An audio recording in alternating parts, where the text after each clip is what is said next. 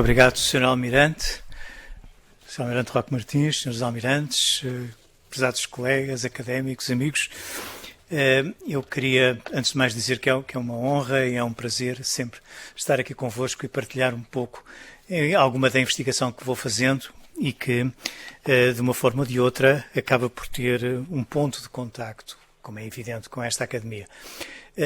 Eu hoje gostava de abordar um tópico que eu tenho vindo a trabalhar desde há algum tempo, e que é o da relação entre a literatura e as artes visuais, em particular entre da poesia e a pintura, e tendo como dois focos esses dois autores, um pintor, o Turner, e um poeta, um romancista, que foi também um poeta, o Herman Melville.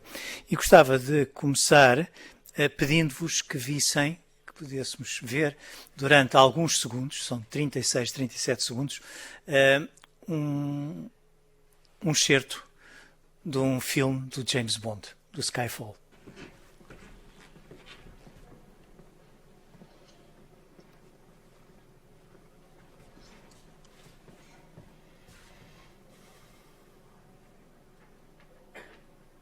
Always makes me feel a little melancholy. A grand old warship being ignominiously hauled away the scrap.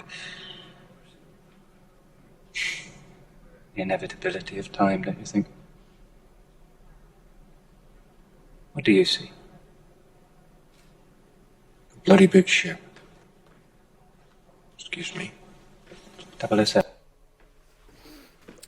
O que vê? A resposta do mais recente James Bond, A Bloody Big Ship, um raio de um navio muito grande, desculpem a expressão, num claro contraste com a sofisticada meditação da outra personagem, Q. Faz-me sempre sentir algo melancólico. Um grande navio de guerra prestes a ser transformado em sucata. A inevitabilidade do tempo, não acha? Esta questão coloca-nos, esta meditação coloca-nos perante uma questão algo sensível, a de sabermos o que vemos quando olhamos para algo. Uma questão que pode ser transposta para a leitura, por exemplo. O que lemos, de facto, quando uma sequência de palavras flui perante o nosso olhar. Ou o que se diz. Lembremos de uma peça de Shakespeare, Romeu, embora noutro contexto, declarava a respeito de Julieta: She speaks and yet says nothing. Ela fala e, no entanto, nada diz.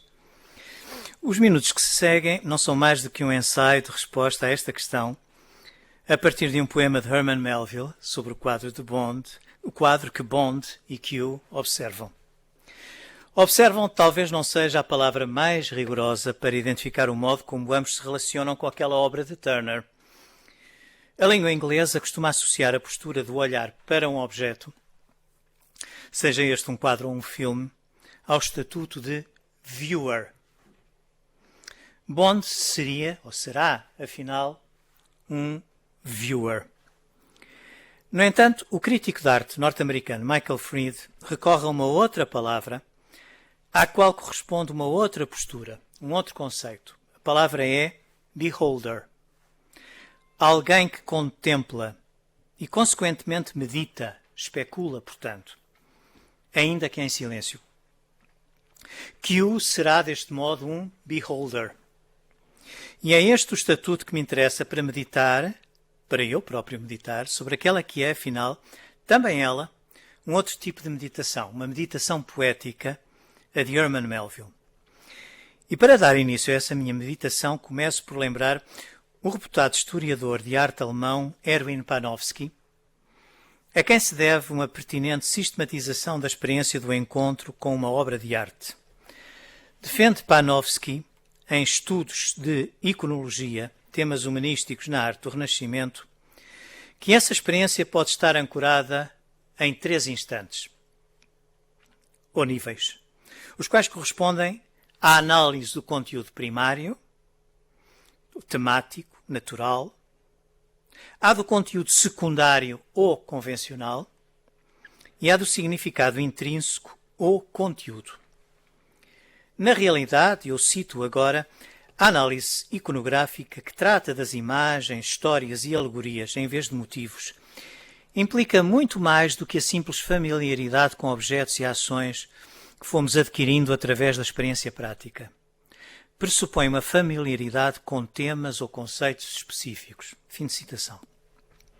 Ou seja, pressupõe, entre outras coisas, uma consciência que eu arriscaria a dizer, uma consciência antropológica do tempo. Só através desta consciência se pode atingir o terceiro nível de leitura enunciado por Panofsky. Escreve ele: quando nos limitamos a afirmar que o famoso fresco de Leonardo da Vinci mostra um grupo de 13 homens à volta de uma mesa e que esse grupo de homens representa a última ceia, estamos a tratar da obra de arte enquanto tal e interpretamos os seus traços compositivos e iconográficos como sendo as suas propriedades ou características específicas. Mas quando procuramos compreendê-la como um documento sobre a personalidade de Leonardo, ou sobre a civilização do Alto Renascimento italiano, ou de uma atitude religiosa em particular, estamos a tratar a obra de arte enquanto sintoma de outra coisa, que se exprime numa variedade incontável de outros sintomas, e interpretamos as suas características de composição e iconográficas como uma evidência específica dessa outra coisa. A descoberta e a interpretação desses valores simbólicos é o objeto daquilo a que chamamos iconografia num sentido mais profundo, um método de interpretação que surge mais como síntese do que como análise. Fim de citação. Com esta sugestão metodológica em mente, proponho um exercício no qual começo por me colocar no lugar de James Bond, para, deste modo, ensaiar uma resposta um pouco mais sofisticada do que a da versão proletária do herói de Ian Fleming e que compreende, no instante limite, o modo como Herman Melville dialogou com o quadro de Turner. O quadro que vimos ser observado pelo icónico 007, num poema, agora, através de Melville, num poema do seu livro dedicado à Guerra Civil Americana, Fragmentos de Batalha e Aspectos da Guerra. Um livro publicado em 1866. Interrogamos assim de que forma ambas as representações permitem observar o papel desempenhado tanto pelas artes como pela literatura na construção e preservação de uma memória coletiva. Apoiados em Panofsky, comecemos pelo primeiro nível de análise, identificando o objeto. Refiro-me a esse quadro, de 1838, da autoria do pintor inglês J. M. W. Turner, intitulado O navio de guerra temerário é rebocado para o ancoradouro para ser desaparelhado. Comecemos, como é devido, pelo princípio, isto é, pelos antecedentes pictóricos. Logo numa fase inicial do seu percurso artístico, Turner demonstrou um interesse especial pelo género paisagístico e, mais especificamente, pelas cenas envolvendo paisagens marítimas, como evidenciado nas que concebeu após ter sido eleito membro da Academia Real em 1799. Simon Wilson lembra, e cito, a consolidação da sua posição na Academia com uma deslumbrante e imponente série de grandes pinturas a óleo mostradas na Academia durante a década seguinte, consistindo em turbulentas peças marítimas. Fim de citação. Wilson acrescenta ainda que essas, e volta a citar, grandes obras marítimas vão desde representações dramáticas de céus e mares tempestuosos e barcos sacudidos pelo vento e pelas ondas, como Cais de Calais, de 1803, resultado da primeira visita de Turner à França em 1802, até pinturas de tempestades e naufrágios, como O Naufrágio, de 1805. Por fim, um aspecto relevante é enunciado. Aqui, pela primeira vez, na massa espumante de água em torno do barco salva-vidas, Turner está a usar uma estrutura em redemoinho, distintamente parecida com um vórtice, para assim expressar a sua visão da tempestade e do seu poder destrutivo. Na sua History of British Art, Andrew Graham Dixon segue esta linha de pensamento e aponta um eco estético posterior específico. Cito: nas primeiras paisagens marítimas de Turner, o mar pode parecer um pouco estranhamente turbulento demais, como se preparasse para se lançar no turbilhão de luz, névoa e água que encontramos numa obra tardia como Nevão, barco a vapor à saída da Foz. O fascínio de Turner pelas paisagens marítimas impeliu-o a empreender viagens a locais onde podia observar e estudar navios específicos, como a que o levou em 1807 a Portsmouth, onde os britânicos mantinham os navios dinamarqueses capturados na Segunda Batalha de Copenhaga, que tinha tido lugar nesse mesmo ano, entre 16 de agosto e 5 de setembro, durante as Guerras Napoleónicas. Esta capacidade de se envolver com e representar a atmosfera dos locais que estudou foi salientada na obra Modern Painters por John Ruskin, o proeminente crítico de arte que foi um radical defensor do gênio de Turner, na expressão sintética e, no entanto, muito arguta, e a expressão que ele utilizou é esta: ele recebe uma verdadeira impressão do próprio local. O enfoque pictórico de Turner seria igualmente devedor dos velhos mestres, nomeadamente os artistas marítimos holandeses que ele tinha estudado e que reverenciava. Podemos, deste modo, inseri-lo e compreendê-lo no âmbito de uma tradição de pintura de paisagens marítimas que ele iria elevar a uma outra dimensão estética. Este é, todavia, um tema profundamente estudado, nomeadamente pelos críticos que já citei, e que não se enquadra na minha linha de pensamento. A fim de me focar na minha abordagem, devo, no entanto, lembrar que o seu interesse pela história da Marinha Coeva foi a principal razão pela qual fez esboços do emblemático HMS Victory, celebrado devido ao seu papel durante a Batalha de Trafalgar, em 1805, onde foi navio-almirante de Lord Nelson, e também devido ao facto de ter transportado o corpo deste herói de regresso à Inglaterra. Este constituiria o passo inicial de Turner no processo de pintura da obra-prima que levaria a designação homónima do acontecimento histórico, o óleo sobre tela intitulado A Batalha de Trafalgar. O último pormenor antes de avançarmos, o ponto de vista que está no centro de outra representação emblemática desta batalha, a de A Batalha de Trafalgar, tal como vista da mezena Mortalhas, estibordo da Vitória. Aqui a batalha é realçada a partir do navio Vitória, mais especificamente da sua mezena, como o segundo segmento do título da pintura deixa claro, tal como vista da mezena. Este detalhe é bastante relevante, uma vez que implica a subjetividade do ponto de vista. Esta não pretende, portanto, ser uma representação factual do evento, mas sim uma percepção pessoal e subjetiva. Vários anos mais tarde, já um artista de renome, Turner regressaria a este tópico e aos signos que anteriormente retratara. Ainda empenhado em desenvolver o seu trabalho sobre a dinâmica da cor, estudou Zur Farbenlehre, a teoria das cores, de Goethe, tendo-o admitido tanto visualmente como através do título, entre parênteses, na sua pintura a óleo, Luz e Cor, de 1843, Teoria de Goethe, amanhã após o dilúvio. Embora não de uma forma tão óbvia, podemos reconhecer o eco de Goethe na escuridão das nuvens, que enfatiza a atmosfera disfórica do quadro que ele concebera no ano anterior, Paz, Funeral no Mar.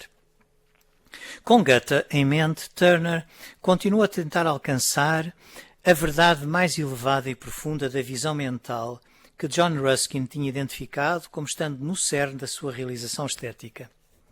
No entanto, a luz já tinha desempenhado um outro papel relevante na sua pintura de 1838, que está no centro da minha análise. O navio de guerra temerário é rebocado para o ancoradouro para ser desaparelhado. Como o segundo segmento deste título de alguma forma esclarece, o quadro retrata o limiar de um final. Na sua abordagem teórica de 1887, que visava clarificar os campos das artes visuais e da literatura, Lauquont, um ensaio sobre os limites da pintura e da poesia, o escritor alemão Gotthold Ephraim Lessing declarou que as artes visuais eram obrigadas a escolher um segmento de tempo do tema que desejavam representar, enquanto a literatura deveria desdobrar-se no tempo, narrando assim uma sucessão de acontecimentos. A primeira assumia assim um estatuto sincrónico e a segunda um diacrónico. Embora esta distinção possa ter sido ultrapassada pelas inovações artísticas e literárias modernistas, ela continua a ser operativa para a minha abordagem, uma vez que é ainda anterior às mudanças radicais que dominariam a viragem do século XIX para o século XX. O segmento de tempo que Turner escolheu para a sua representação permitiu-lhe enfatizar um perfil espectral, fantasmagórico, daquela que outrora havia sido uma entidade heroica. A brancura do temerário. A brancura sobre a qual Herman Melville meditou extensivamente num capítulo de Moby Dick intitulado A Brancura da Baleia, invoca a palidez de um cadáver, trazendo-se à mente o fim de um ciclo de vida. Graham Reynolds lembra o efeito emocional que Turner consegue nesta obra devido ao simbolismo do pôr do sol, outro sinal do limiar do fim, que banha o temerário na sua última viagem, e o contraste entre a sua cadavérica brancura e a negritude do rebocador que o acompanha rumo ao lugar de descanso final, o lugar onde será desmantelado. A cor que desvanece nas águas, dissolvendo o navio no seu espelho, cria de facto um estado de espírito melancólico. Nesse estado de espírito está a memória de feitos épicos, de um tempo que já pertence ao passado. Roland Rest confirma este diálogo com o tempo no seu ensaio La beauté de la mort, Ruskin, Viollet-le-Duc et le sentiment de la perte, quando afirma que o que singulariza a pessoa que pratica a melancolia é a relação privilegiada que mantém com o passado. Como tentarei demonstrar dentro de alguns momentos, é neste contexto que Herman Melville concebe a sua abordagem à pintura em O Temerário, um poema que eleva a melancolia de Turner a uma tonalidade mais elegíaca. Em 1866, quando o escritor americano escreveu e publicou este poema e o livro a que ele pertence, Fragmentos de Batalha e Aspectos da Guerra, os seus dias de sucesso e reconhecimento como autor de narrativas de viagem, que tinham sido alcançados por Taipei 20 anos antes e reiterados no ano seguinte com Hou Mu, já eram algo de distante no tempo. Entretanto, permaneceu o fracasso comercial e, com poucas exceções, como a de Nathaniel Hawthorne, a quem o romance foi dedicado, o fracasso crítico de Moby Dick. Um romance que a posteridade colocaria, porém, no centro do cânon literário americano. Decepcionado com essas reações negativas e após algumas experiências de ficção, Melville acabou por se dedicar à poesia. Fragmentos de Batalha e Aspectos da Guerra, que juntamente com O Rufar dos Tambores de Walt Whitman constituiriam um momento poético maior sobre a Guerra Civil Americana, seria o seu primeiro livro de poemas a vir a lume. 3 outros livros seguiriam nesta linha até à sua morte em 1891, sendo a novela Billy Budd, Marinheiro, um livro póstumo. O Temerário estabelece um diálogo óbvio com Turner.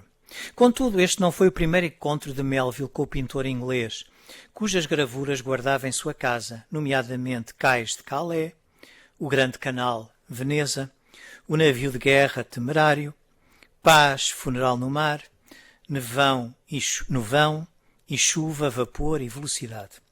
Quando viajou pela primeira vez pela Europa, em 1857, Melville visitou as galerias Vernon e Turner, onde pôde observar 3 obras que até então só conhecera através de gravuras: Paz, Funeral no Mar, o navio de guerra Temerário e Naufrágio.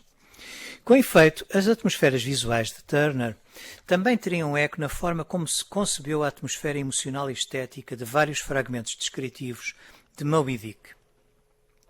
Podemos deste modo concluir que Turner participa do museu imaginário de Herman Melville.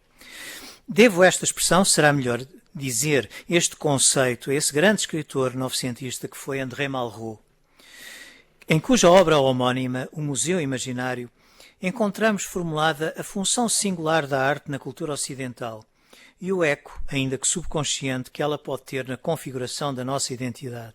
Cito: o papel do museu na nossa relação com as obras de arte é tão considerável que temos dificuldade em pensar que ele não existe, nunca existiu, onde a civilização da Europa moderna é ou foi ignorada, e que existe entre nós há menos de 2 séculos. Consequentemente, é a própria noção de arte que se altera e com isso o nosso olhar sobre o objeto. E agora vou citar um passo relativamente extenso do Museu Imaginário, mas que me parece relevante para compreendermos esta ideia.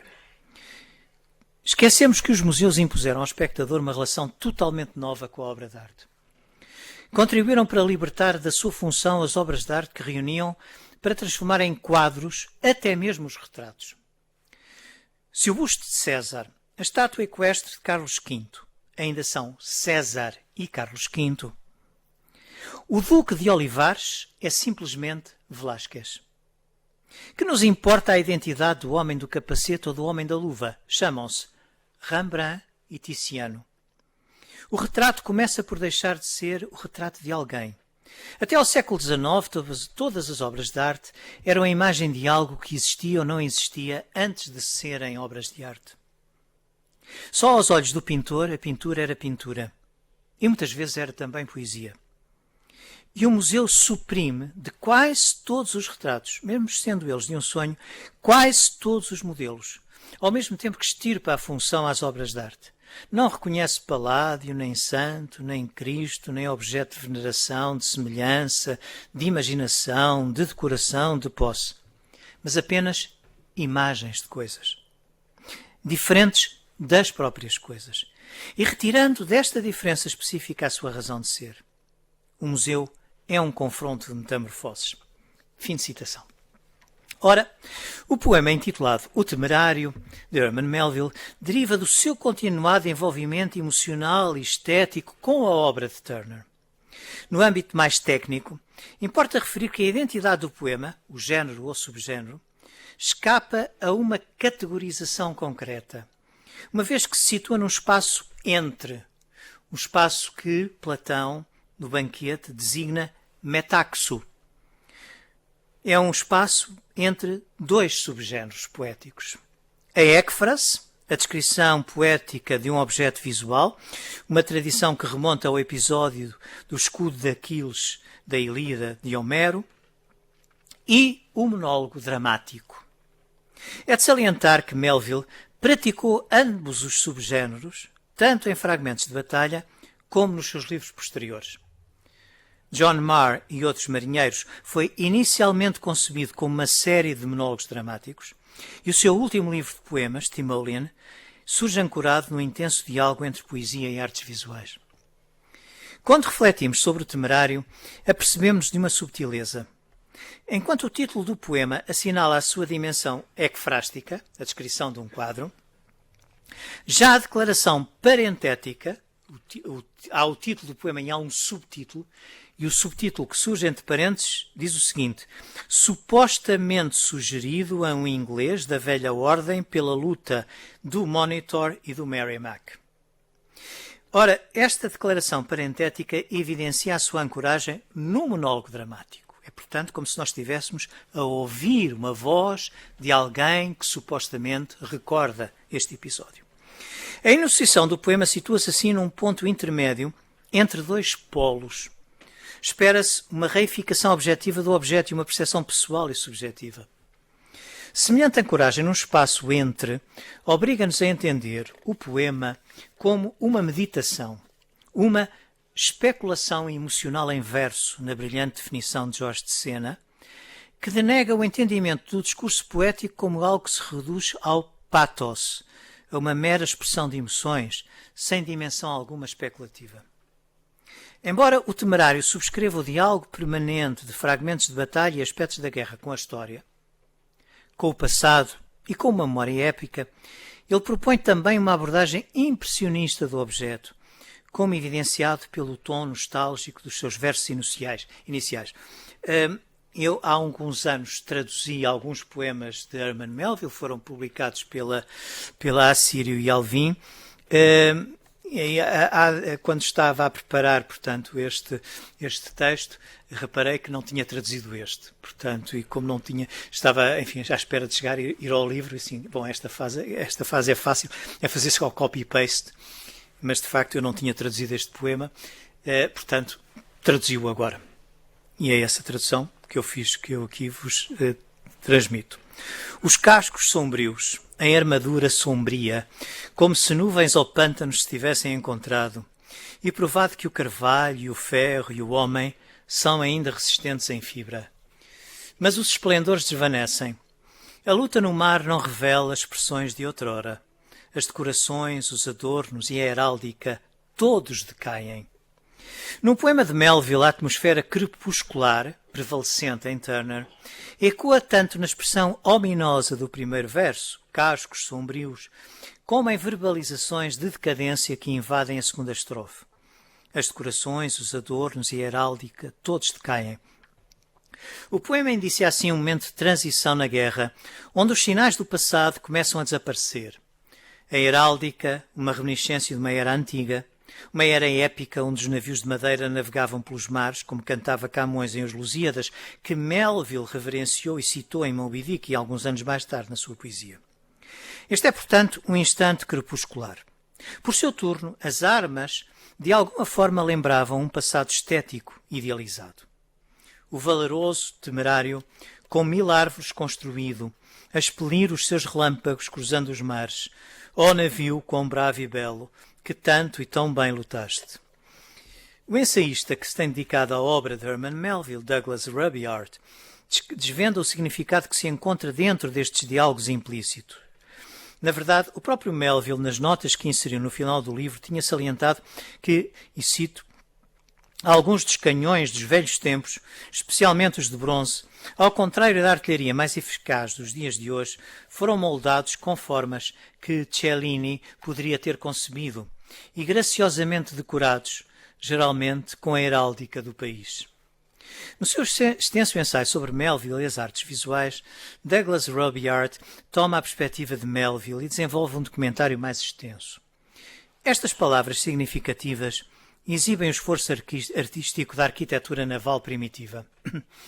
A decoração ou embelezamento com belos detalhes, a rica ornamentação de elementos heráldicos ou de armaduras, e heráldica, um termo de ampla conotação, abrange tanto o vestuário como o brasão sobre as armas e a armadura.